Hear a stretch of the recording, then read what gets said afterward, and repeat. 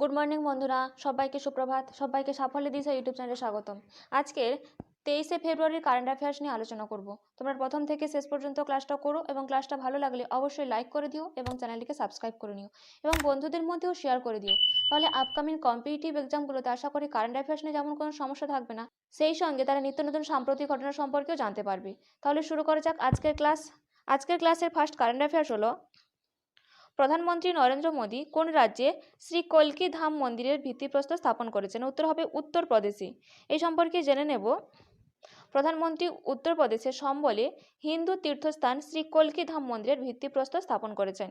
এই মন্দিরটি শ্রী কল্কি ধাম নির্মাণ ট্রাস্ট দ্বারা নির্মিত হয়েছে, যার সভাপতি আচার্য প্রমোদ কৃষ্ণ।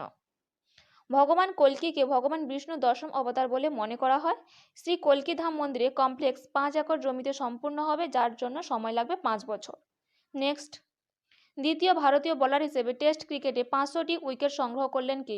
উত্তর হবে রবিচন্দ্রন অশ্বিন। এই রবিচন্দ্রন অশ্বিন দ্বিতীয় ভারতীয় বোলার হিসেবে টেস্ট ক্রিকেটে 500টি উইকেট সংগ্রহ করলেন।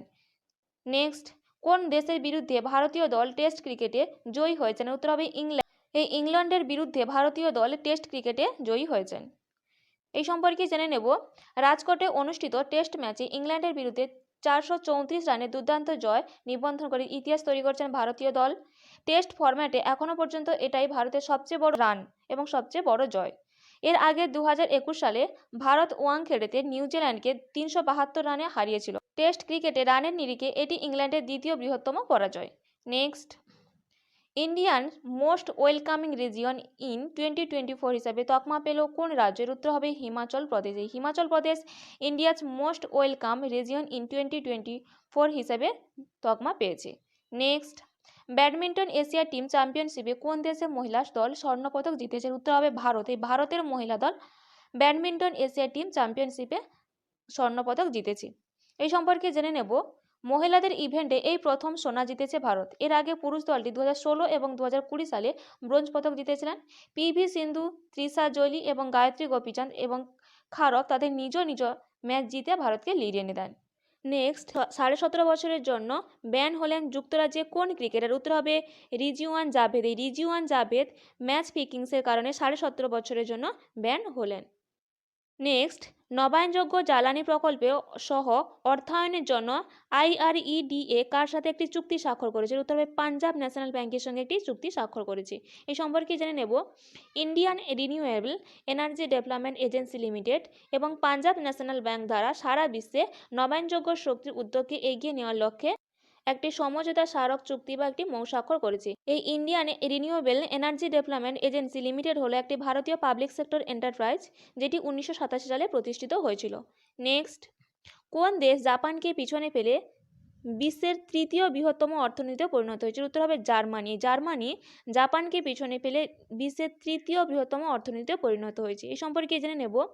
ইয়েমেনের অবমূল্যায়ন এবং জাপানের মন্দার মতো কারণগুলিকে কারণে জার্মানি বিশ্বের তৃতীয় বৃহত্তম অর্থনীতি হিসেবে জাপানকে ছাড়িয়ে গিয়েছে। প্রথম স্থানে রয়েছে যুক্তরাষ্ট্র, দ্বিতীয় স্থানে চীন, তৃতীয় স্থানে রয়েছে জার্মানি এবং চতুর্থ স্থানে জাপান এবং পঞ্চম স্থানে রয়েছে আমাদের ভারতবর্ষ। নেক্সট, প্রধানমন্ত্রী বিশ্বকর্মা যোজনা কোন মন্ত্রক চালু করেছে? উত্তর হবে ক্ষুদ্র ও ক্ষুদ্র মাঝারি উদ্যোগ মন্ত্রণালয় প্রধানমন্ত্রী বিশ্বকর্মা যোজনা চালু করেছে। এই সম্পর্কে জেনে নেব। প্রধানমন্ত্রী বিশ্বকর্মা যোজনা হলো একটি কেন্দ্রীয় সেক্টর প্রকল্প যা ক্ষুদ্র ও ক্ষুদ্র মাঝারি উদ্যোগে মন্ত্রক চালু করেছে। এই প্রকল্পটি কারিগর এবং কারিগরীদের জন্য সস্তা ঋণ, দক্ষতা প্রশিক্ষণ, আধুনিক সরঞ্জাম, ডিজিটাল লেনদেন পেতে উৎসাহিত করে। এই প্রকল্পের জন্য 13,000 কোটি টাকার বাজেট রাখা হয়েছে। 18টি ব্যবসা এই প্রকল্পের অধীনে অন্তর্ভুক্ত করা হয়েছে এবং প্রধানমন্ত্রী বিশ্বকর্মা প্রাথমিকভাবে 2027-2028 আর্থিক বছর পর্যন্ত 5 বছরের মেয়াদে বাস্তবিত হবে। নেক্সট, কেন্দ্রীয় ক্রীড়ামন্ত্রী অনুরাগ সিং ঠাকুর কোন দেশের সাথে দাবা অলিম্পিয়া হস্তান্তর করেছেন? নেক্সট, কেন্দ্রীয় ক্রীড়ামন্ত্রী অনুরাগ সিং ঠাকুর কোন দেশের সাথে দাবা অলিম্পিয়া হস্তান্তর করেছেন? এটা করেছিলেন নয়, করেছেন হবে। এর উত্তর হবে হ্যাঙ্গেরি। এই সম্পর্কে জেনে নেব।